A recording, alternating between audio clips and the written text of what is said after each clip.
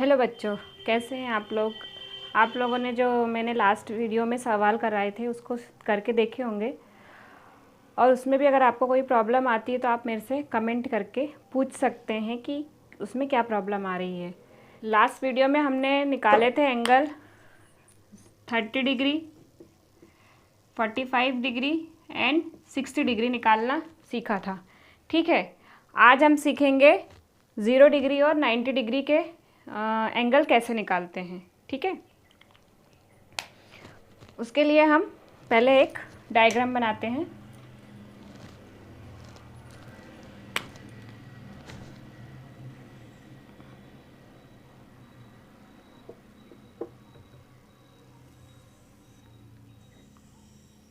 ये हमारा एक पॉइंट ए है, यहाँ से एक ए एक्स रे बनाते हैं, यहाँ पर एक ए वाई बनाते हैं। ठीक है, यहाँ पर हमने एक पॉइंट पी ले लिया और यहाँ हमने एक पॉइंट क्यू ले लिया।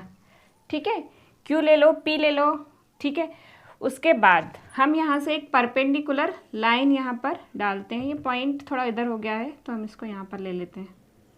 ठीक है, यहाँ से पी से हमने एक परपेंडिकुलर क्यू पे डाला तो यहाँ पर हमारा 90 डिग्री का एक एंगल बन गया। ठीक है, तो आप देखोगे हमारे पास एक राइट एंगल ट्राइंगल मिल गया ए पी एंड क्यू। ठीक है, अब इस राइट एंगल ट्राइंगल पर हम क्या करेंगे, ये जो हमारा 0 एंड 90 डिग्री का एंगल है वो कैसे निकालते हैं ये हम देखते हैं। अब जैसे मैं आपको एक चीज़ बताती हूँ, आप ध्यान दीजिए कि अभी क्या है, ये एंगल क्या है, एक्यूट एंगल है। ठीक है, ये एक्यूट एंगल है, इसको अगर हम कम करते जाएं, मतलब जैसे अगर ये 60 डिग्री है, 60 से हम इसको 45 करें, 30 करें, ऐसे कम करते करते इसको हम 0 पे लाते हैं। तो ये 0 पे कैसे आएगा देखो आप। पहले जैसे ये हमारी मेन लाइन जो है इसको हम डैश डैश से बताएंगे। कैसे, मेन मतलब ए एक्स को, ये क्या है ए एक्स, ये हमारा पॉइंट पी है। ठीक है, पहले मान लो हमारा ये एंगल 60 डिग्री था, फिर हम इसको 45 लाते हैं। ठीक है, फिर हम इसको 30 लाते हैं, फिर हम इसको 0 ले आते हैं। 0 मीन्स ये जो लाइन है, ये जो लाइन है इस प्रॉपर लाइन पर ही आ जाएगी। मतलब हमारा ये आप ध्यान देना, ए वाई पर हमारा पॉइंट क्यू है, तो ये जो ए एक्स है वो ए पी को हम कम होते होते होते होते ये इसी पर ही आ जाएगा। मतलब हमारा पॉइंट भी पी पर आ जाएगा, पी और क्यू पॉइंट एक ही हो जाएंगे। यहाँ देखो, एक बार मैं फिर से रिपीट कर रही हूँ। देखो, जैसे ये हमारा एंगल है, मान लीजिए ये 60 डिग्री है, इसको हम कम करते करते करते करते कहाँ तक लाना है, 0 पे। तो जैसे 60, पहले 45, फिर 30, फिर ये 0 पे आ गया। 0 पर आ गया मतलब ये लाइन हमारी कहाँ हो जाएगी, ए क्यू और ए पी दोनों इक्वल हो जाएंगे, क्योंकि ये जो पॉइंट है ना ये नीचे आते आते ये क्यू पर ही आ जाएगा। तो ए पी और ए क्यू हमारे इक्वल हो जाएंगे। ए पी और ए क्यू इक्वल होने का मतलब क्या होता है, हमारा हाइपोटेनियस और बेस क्या हो जाएगा, इक्वल हो जाएगा। ये चीज़ आप ध्यान रखें। इस चीज़ को ध्यान में रखते हुए अब हम किसकी वैल्यू निकाल रहे हैं, 0 डिग्री की। ठीक है, क्योंकि हमने क्या किया, एंगल को कम किया। एंगल कम किया मतलब एंगल कम होते होते 0 पर आ गया, तो हम 0 की वैल्यू निकाल रहे हैं रेशोज़ में।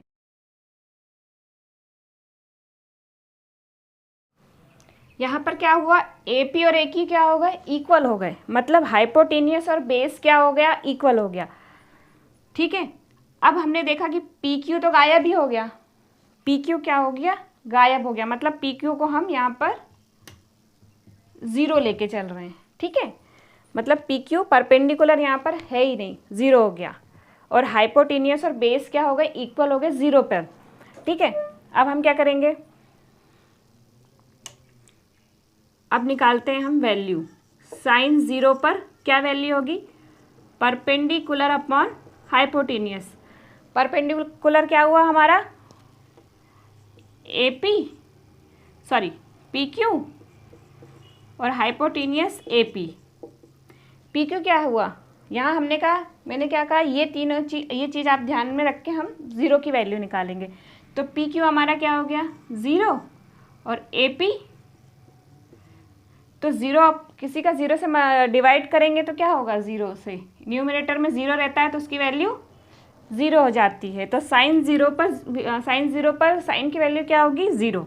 अब सेम हम कॉस ज़ीरो पर निकाल लेते हैं। ठीक है, कॉस ज़ीरो पर क्या होगा, बेस अपॉन हाइपोटेनियस। ठीक है, बेस क्या होगा हमारा यहाँ पर, ए क्यू, हाइपोटेनियस ए पी। मैंने क्या कहा, हाइपोटेनियस और बेस क्या है, दोनों इक्वल है। ठीक है, तो ए क्यू और ए पी इक्वल हैं, तो ए क्यू की जगह ए पी रख दो या ए पी की जगह ए क्यू रख दो, ये हो जाएगा 1।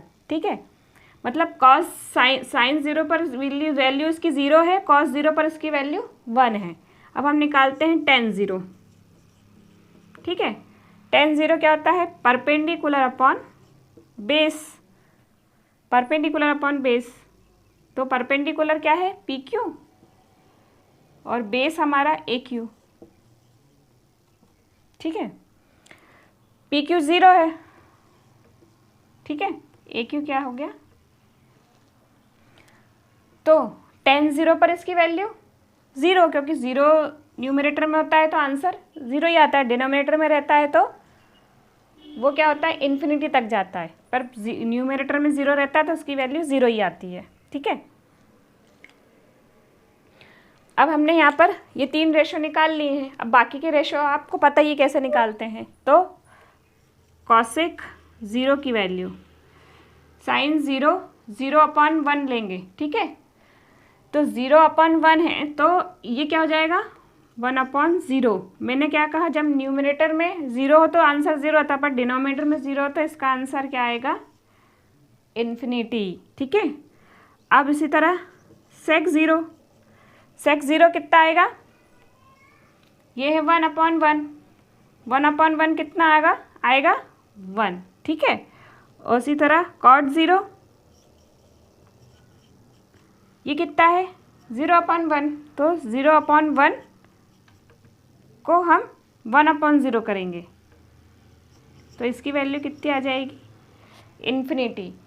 तो यहाँ पर हमारे पास जो साइन ज़ीरो पर सबकी क्या क्या वैल्यूज़ आती है हमने यहाँ पर निकाली है। ठीक है, अब हम ये देखेंगे कि 90 पर वैल्यू कैसे निकलती है। अब 90 पर हम कैसे निकालते हैं ये देखो। ठीक है, 90 पर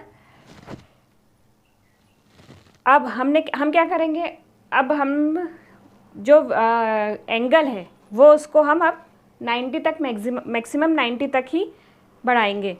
तो ये जैसे पहले हमने इस लाइन को कम किया, अब इस लाइन को कम करते हैं, मतलब पहले हमने पी क्यू को कम किया, अब हम ए क्यू को कम करते हैं। ए क्यू कम,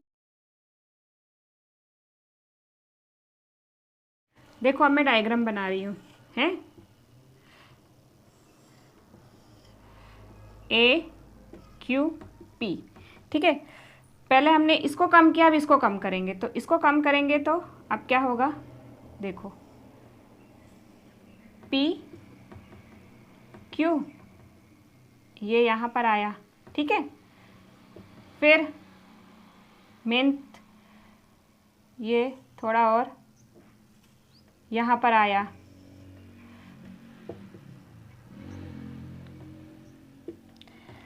एक पॉइंट ऐसा आएगा कि ये ए पॉइंट क्यू से जाके मिल जाएगा। पहले पी पॉइंट क्यू से आके मिला था, अब ए क्यू से मिल जाएगा। तो ए क्यू से मिल जाएगा तो क्या हो जाएगा,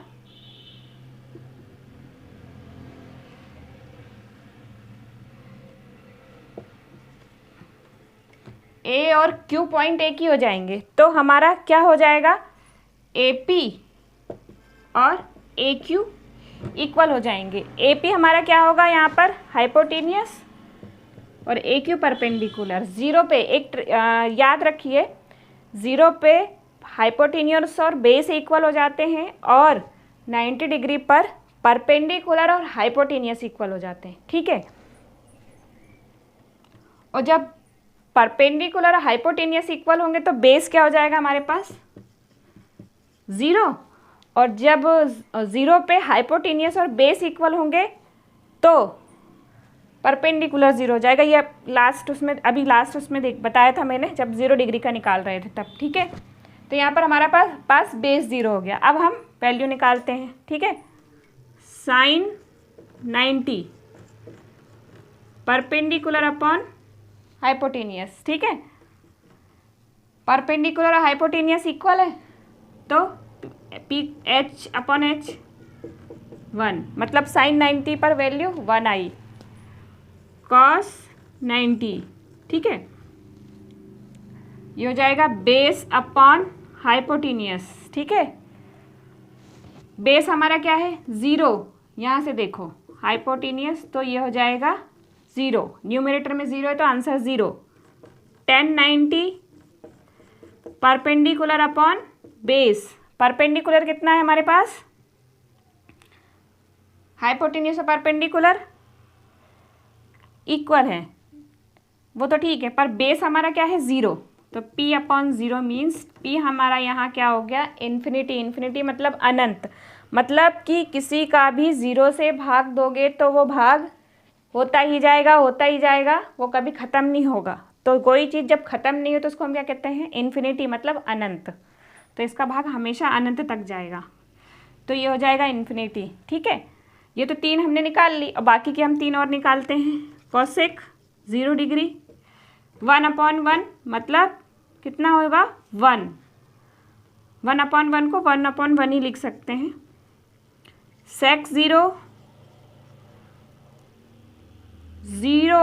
ये 0/1 होगा तो 1/0 मीन सेक 0 इन्फिनिटी मतलब अनंत। और कॉसेक सॉरी ये 0 नहीं 90, यहाँ मिस्टेक हो गई थोड़ी, 90 तो 1/0 हो गया। थोड़ी बहुत मिस्टेक चलती रहती है क्योंकि हम जब क्वेश्चंस करते हैं तो हमारा ध्यान थोड़ा इधर उधर चला जाता है। कॉट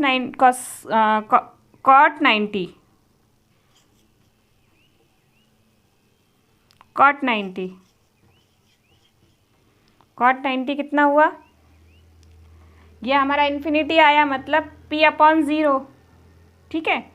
तो ये क्या हो जाएगा फिर 0/p, तो 0 मतलब न्यूमरेटर ऊपर चला गया 0 न्यूमरेटर में, तो ये क्या हो जाएगा वैल्यू 0 मीन्स 90 पर हमारी वैल्यू क्या हुई 1 0 इन्फिनिटी 1 इन्फिनिटी 0, ठीक है। इस तरीके से हमने 0 और 90 की वैल्यू निकालनी सीखी। बस आप एक चीज़ यहाँ पर ये याद रखिए कि इन चीज़ों को जो मैंने बताया इनको ध्यान में रख के हम 0 और 90 की वैल्यू निकाल सकते हैं। अब मैं आपको एक ऐसी ट्रिक बता रही हूँ जिससे कि आपको ये तो निकालना तो आ गया है और शायद ये एग्ज़ाम में भी प्रूफ होने के लिए आता है, पर मैं आपको एक ऐसी ट्रिक बता रही हूँ जिससे कि आप इसको ईजीली जो एंगल्स हैं उनकी वैल्यूज़ आप याद कर सकते हैं। आप जैसे एग्ज़ाम में आप वैल्यूज़ नहीं याद हो तो आप ये टेबल वहाँ बना सकते हैं और इस टेबल को बना के आप वैल्यूज़, आपको याद करने की ज़रूरत नहीं है, इस ट्रिक से आप वैल्यू निकाल सकते हैं और उसको फिर एग्ज़ाम में आप ऐसे टेबल बना के उसको याद कर सकते हैं। देखो इस टेबल में हमने क्या किया, यहाँ एंगल है, एंगल कैसे है 0 30 45 60 एंड 90, मतलब एंगल हमने यहाँ लिए हैं और रेशियोज़ हमने यहाँ लिए हैं। अब आपने देखा होगा कि मैंने साइन की वैल्यू यहाँ पर लिख दी है। साइन की वैल्यू देखो, सिर्फ आपको साइन की वैल्यू याद होनी चाहिए, ठीक है। या तो निकालनी भी आ जाए तो इजी है, पर अगर आपको याद हो तो साइन की वैल्यू, हमें सिर्फ साइन की वैल्यू याद होनी चाहिए। तो साइन 0 यहाँ ए एंगल का काम कर रहा है, ठीक है। तो एंगल ए की जगह यहाँ पर क्या है 0, तो साइन 0 पर वैल्यू 0 है, 30 पर 1/2 है, 45 पे 1/√2 है, 60 पे √3/2 है और 90 पर वैल्यू 1 है। आप इसको मैच कर लीजिए जो अपन ने वैल्यूज़ निकाली हैं उससे, ठीक है। अब ये देखोगे कॉस की वैल्यूज़ तो ये हमने लिख ली, अब साइन की वैल्यू तो हमने ये लिख ली, अब हम कॉस की वैल्यू निकालते हैं। कॉस की वैल्यू के लिए क्या करेंगे, जस्ट हम इसका रिवर्स ले लेंगे, मतलब हम यहाँ से स्टार्ट करेंगे, ठीक है। ये वैल्यूज़ जैसे ये 1 है तो यहाँ 1 लिखेंगे, ये √3/2 इधर है तो √3/2 यहाँ लिखेंगे, 1/√2 1/√2, यहाँ ये 1/2 और ये 0। मतलब जस्ट हमने इसका रिवर्स कर दिया कि यहाँ से स्टार्ट है, हमने इसको यहाँ से स्टार्ट करेंगे, जब यहाँ से हम स्टार्ट करेंगे तो कॉस की वैल्यू आ जाएगी। तो cos 0 पर वैल्यू 1, cos 30 पर √3/2, 45 पे 1/√2, 60 पे 1/2 और 90 पर 0। अब हम क्या करेंगे, 10 की वैल्यू निकालने के लिए इसको इससे डिवाइड करेंगे। ठीक है, कैसे? 0 को 1 से डिवाइड किया तो कितना आया? 0। इसको इससे डिवाइड करेंगे,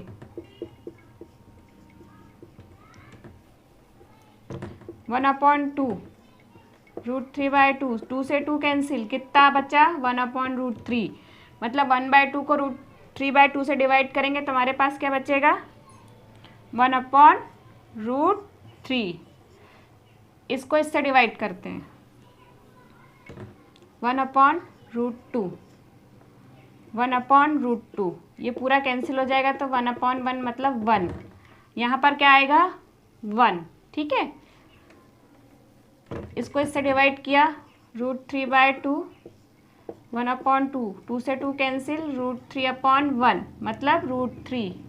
कितनी आई है इसकी वैल्यू? √3। और ये हो जाएगा 1/0। 1/0 मीन्स हमने कितना हुआ? इन्फिनिटी। ठीक है, क्योंकि 0 से डिवाइड करेंगे तो ये आ जाएगा हमारा इन्फिनिटी। तो 10 की वैल्यू क्या कैसे निकाली? साइन को कॉस से डिवाइड किया तो हमारी ये 10 की वैल्यू आ गई। अब ये तो आप निकालना आसान है, जस्ट इनका रिवर्स करते जाना है। कॉसेक A 0, क्योंकि कॉसेक साइन का क्या होता है? इन्वर्स होता है। वैल्यू निकालते हैं, कॉसेक 0, 0 का इन्फिनिटी, ये 1/2 है, 1/2 का 2/1, 2/1 मीन्स 2। ये 1/√2 है तो √2/1 मतलब √2। ये √3/2 है मतलब 2/√3 और 1 का इन्वर्स 1 ही होता है। सेम यहाँ सेक 1 का इन्वर्स 1, √3 का 2/√3, 1/√2 का √2/1 मीन्स √2। ये 1/2 है तो 2/1 मतलब 2 और ये 0 है, 0 का इन्फिनिटी। अब कॉट का निकालते हैं। कॉट में ये 0 कितना है? 0 है, 0 का इन्वर्स इन्फिनिटी, ये 1/√3 का √3/1 मतलब √3 और ये 1 है, 1/1, 1 का 1 ही होता है, √3 का 1/√3। इन्फिनिटी जैसे 0 का इन्वर्स इन्फिनिटी तो इन्फिनिटी का इन्वर्स 0। ठीक है, इस तरीके से अगर हमें केवल साइन की वैल्यू निकाल पता हो तो हम बाकी कॉस 10, कॉसेक, सेक और कॉट की वैल्यू निकाल सकते हैं। ठीक है, एक बार मैं फिर से रिपीट कर देती हूँ। कॉस साइन की वैल्यू याद करी, साइन का जस्ट यहाँ से स्टार्ट करेंगे इन उल्टा तो कॉस की वैल्यू आ जाएगी। साइन को कॉस से डिवाइड करेंगे तो 10 की वैल्यू आ जाएगी और बाकी कॉसेक, सेक और कॉट है इनका इन्वर्स होता है तो उससे उनकी वैल्यू हम निकाल सकते हैं। तो इस तरीके से अगर आप टेबल बना लेंगे एग्ज़ाम में तो आपको वैल्यूज़ निकालने में कोई प्रॉब्लम नहीं जाएगी और आप इजीली क्वेश्चंस कर सकते हैं। ये क्वेश्चन मैंने एनसीईआरटी की बुक से लिया है। ये एक्सरसाइज 8.2 का फर्स्ट क्वेश्चन है। ठीक है, तो इसमें मैं आपको वैल्यूज़ पुट करके बताती हूँ। ठीक है, साइन 60 की वैल्यू कितनी होती है? √3/2। कॉस 30 की वैल्यू होती है √3/2 प्लस साइन 30 की वैल्यू होती है 1/2 एंड कॉस 60 की वैल्यू होती है 1/2। ठीक है, अब √3 3 और ये 4, ये 1/4। इसे सॉल्व किया, 3 + 1 4/4 4 मीन्स हमारी इसकी वैल्यू कितनी आ गई। तो ये इस टाइप के क्वेश्चन हम करेंगे नेक्स्ट वीडियो में। बस मैंने जस्ट आपको एक एग्जांपल केस से बताया कि किस टाइप से इसमें क्वेश्चंस किए जाएंगे। और आप मेरे वीडियोस को देखिए और उसमें जो भी प्रॉब्लम आती है आपको, आप कमेंट करके मुझसे पूछ सकते हैं। और मेरे वीडियोस को लाइक कीजिए और सब्सक्राइब कीजिए। आप मेरे वीडियोस को देखें और उसको पसंद करें और उस पर जो भी प्रॉब्लम्स आती है आप कमेंट में मुझसे पूछ सकते, मैं उसका सल्यूशन आपको वीडियोस में दूंगी। तो मेरे वीडियोस को देखने के लिए बहुत बहुत धन्यवाद।